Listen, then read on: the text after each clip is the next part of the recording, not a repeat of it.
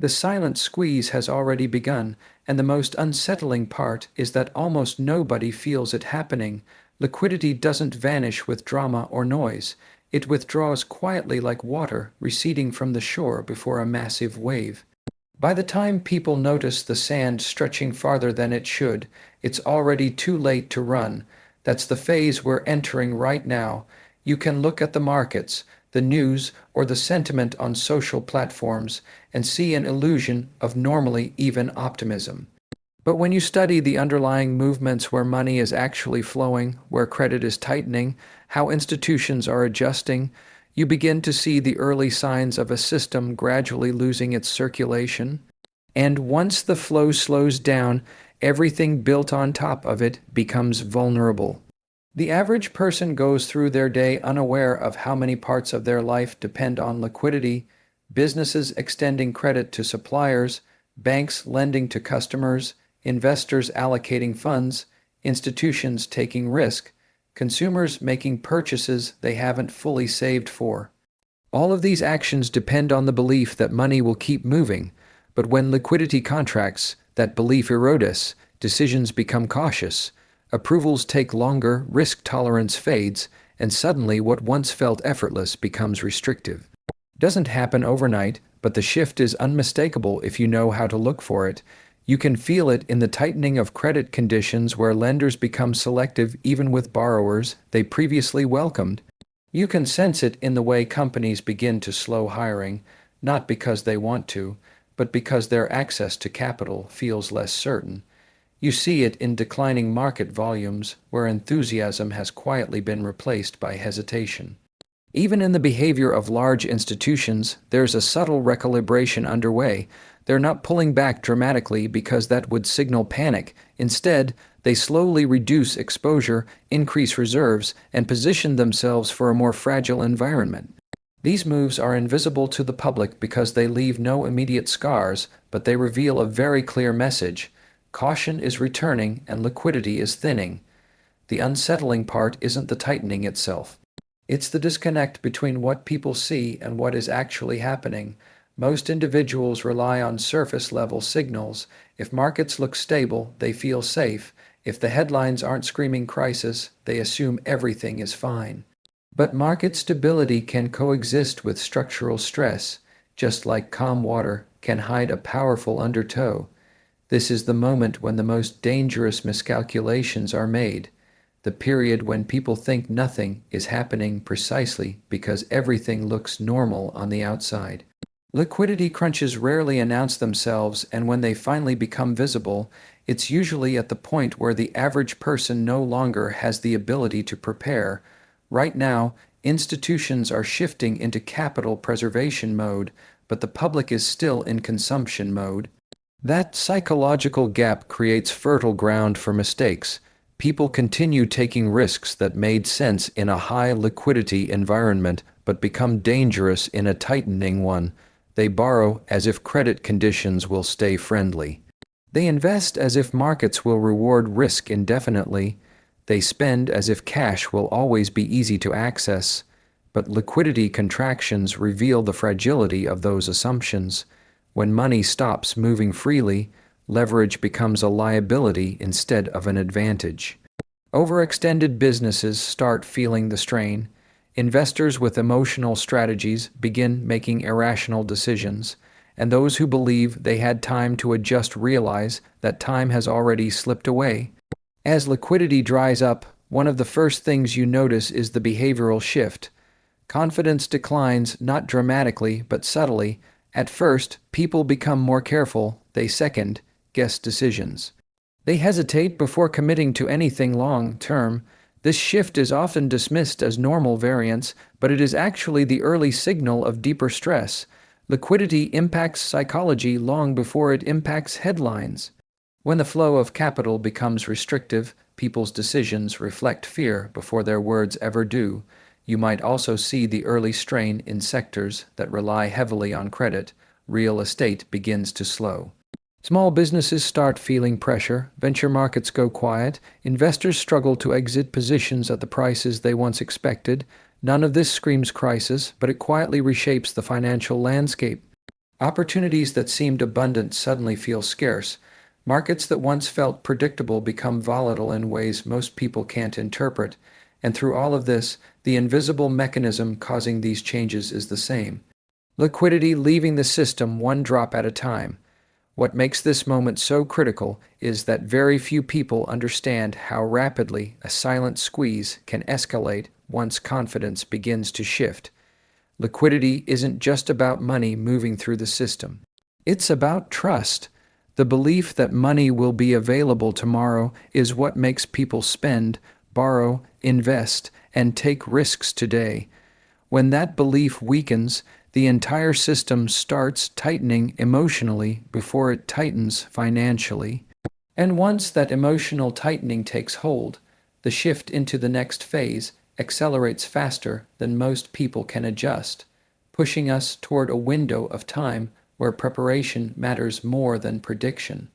The next 90 days represent a window that most people will not recognize until after it closes, and by then, the consequences of missing it will already be locked in.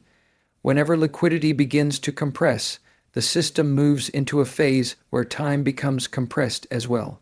Decisions that once felt optional suddenly carry weight. Actions that seemed unnecessary become urgent. The environment shifts from predictable to reactive, and it's during these periods that the gap between those who position early and those who hesitate grows faster than at any other time. You don't need a market crash or a dramatic event for this window to open. You only need the subtle tightening that precedes bigger movements, because that tightening triggers the behaviors and adjustments that set the stage for what comes next. The next 90 days matter because compression phases always create acceleration phases. It's a law of the financial system as old as markets themselves. When liquidity dries up even slightly, the reactions of institutions, investors, and consumers create a cascading effect that intensifies the shift. At first, only the most sensitive players feel the tightening. These are the ones with access to deeper data, more frequent capital flows, and more analytical resources. They sense the shift before the public because they're connected directly to the arteries of the system.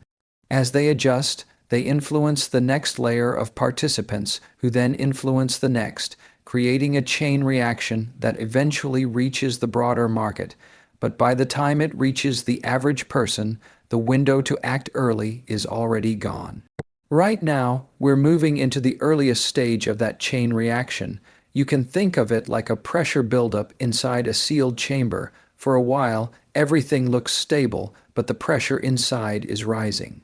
Nothing on the outside changes at first, yet the internal environment is becoming unstable.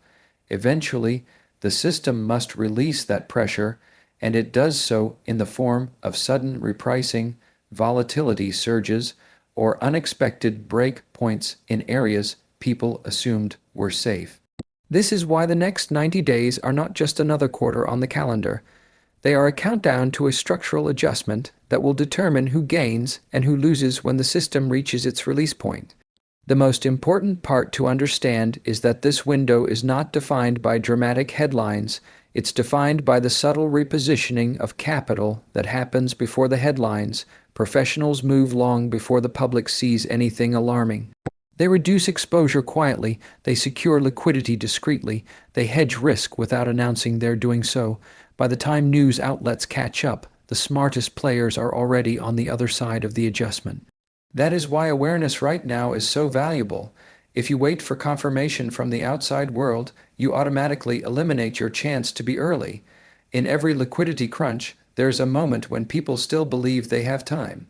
They think the tightening is temporary or minor or irrelevant to them. They assume that because their daily life feels normal, the system must still be functioning smoothly. But liquidity shifts are like tectonic plate movements. You can't feel the early pressure beneath your feet, yet the landscape is already changing. The next 90 days represent the overlap between what is happening underground and what has not yet surfaced above. This overlap is where the prepared gain their advantage. The reason this period matters so much is that it is during these early compression windows that new financial hierarchies are created. Whenever liquidity thins, money flows differently. It abandons fragile structures and migrates toward strength. It leaves overvalued assets and seeks out resilience. It punishes complacency and rewards foresight. If you understand this migration before it becomes obvious, you position yourself to receive the benefits of the shift rather than the consequences. And because these adjustments move faster than people expect, the window for repositioning is incredibly short. During a high liquidity environment, mistakes are forgiven. You can take risks, miscalculate, or delay decisions, and the system's abundance cushions the consequences. But when liquidity compresses, forgiveness disappears. A small misjudgment becomes costly, a delayed move becomes dangerous, a lack of awareness becomes a trap. That's why the next 90 days are so crucial. They are the final stretch of a forgiving environment transitioning into an unforgiving one. Once the shift completes, the advantages of being early vanish. Think back to the major financial shifts of the past. In every instance, there were early signals that something was changing long before the public understood what was happening. Markets didn't collapse out of nowhere, confidence didn't evaporate without warning, liquidity didn't disappear overnight. The signals were there, but only those who understood them acted in time. The next 90 days carry the same energy. The signals are present, but the majority hasn't connected them yet. Those who pay attention during this period will see the same patterns that have preceded every major shift. Cautious behavior from institutions, subtle declines in risk appetite, slower capital movement, and a noticeable tightening in access to money. One of the most misunderstood aspects of liquidity compression is that its early stages don't feel dangerous. They feel uncertain. People sense something changing, but they can't articulate it. Markets behave strangely, but not dramatically. News feels inconsistent. Data seems contradictory. It's during this phase that the average person dismisses early warnings because nothing catastrophic has happened yet. But uncertainty is the birthplace of crisis, and it's also the birthplace of opportunity. Those who interpret uncertainty as a sign of transition rather than a random fluctuation position themselves ahead of the curve. The next 90 days provide a rare opportunity to observe this transition in real time. The behaviors of banks, corporations, investors, and consumers will gradually align with a scarcity mindset. Liquidity will begin to congregate in safer, more conservative areas. Riskier assets will start to lose their glow. Sectors reliant on easy credit will reveal vulnerabilities. These shifts will feel mild at first, but they will intensify quickly once confidence begins to pivot. And once that pivot occurs, the speed of change accelerates far beyond what most people can process. This is why the next 90 days matter, because the window to position yourself before the acceleration begins is closing. Once markets shift into reaction mode, the benefits of early preparation transform into the consequences of late adjustment. Those who prepare now enter the next phase with leverage, clarity, and strength. Those who wait enter it with uncertainty and constraint. The system is already transitioning, and the decisions made during this short critical window will shape how the coming liquidity environment impacts your financial reality as the next phase unfolds. Most people move through financial environments with a kind of comfortable blindness, believing that if nothing around them appears to be breaking, then nothing is changing. It's a mindset shaped by routine, by habits, and by a dependence on visible signals rather than underlying shifts. But during periods like the one we're entering now, this dependence becomes a trap. The human brain is conditioned to look for dramatic warnings, loud alerts, unmistakable signs of danger, yet in reality, the most important transitions happen quietly long before the noise begins.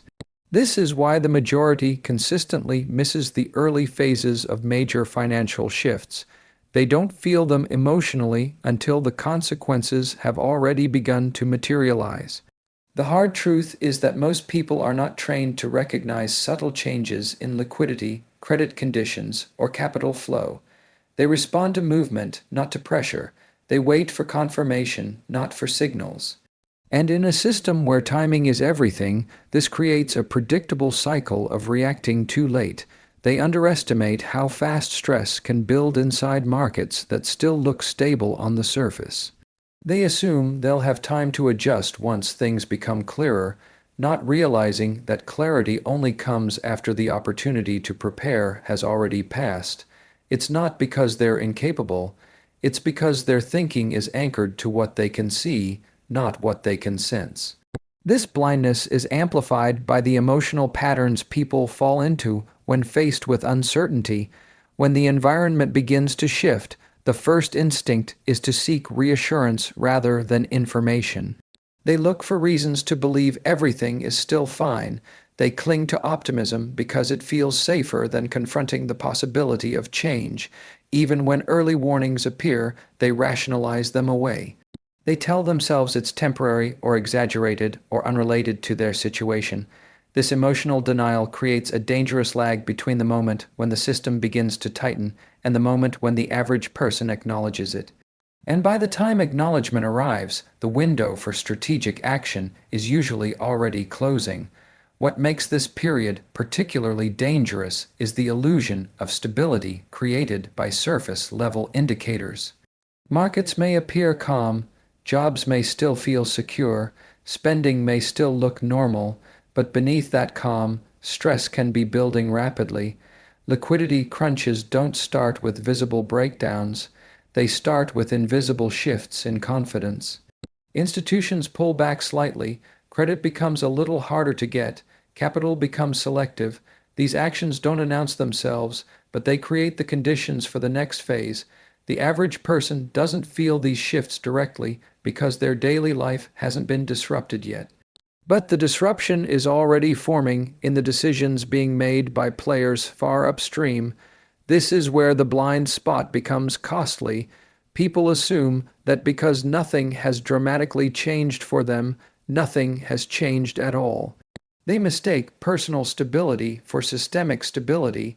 They wait for a sign that affects them directly before adjusting, not understanding that by the time the effects reach them, the environment they depend on has already moved into a new cycle.